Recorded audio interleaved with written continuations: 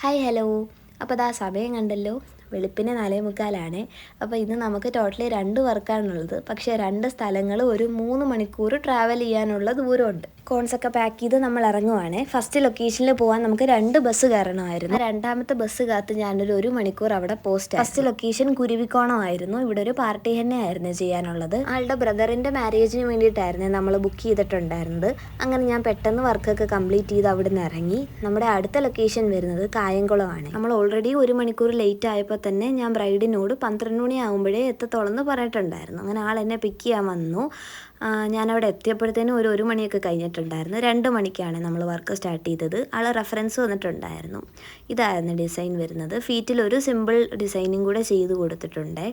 അപ്പോൾ inside പോർഷൻ്റെ final look ഇതാണ്. Back സൈഡിൻ്റെ ഫോട്ടോസും വീഡിയോസും ഒന്നും എടുക്കാൻ പറ്റിയില്ല. ആൾക്ക് ഹൽദി ഫംഗ്ഷൻ ഉണ്ടായിരുന്നു വൈകുന്നേരം. അപ്പോൾ അതിൻ്റെ ഇടയ്ക്കാണ് നമ്മൾ ഈ മെഹന്തി ഇട്ടത്. അങ്ങനെ എല്ലാം കഴിഞ്ഞപ്പോൾ രാത്രി 7:30 ആയിട്ടുണ്ടായിരുന്നു. ഞാനൊരു 10:30 ആയപ്പം വീട്ടിലെത്തി.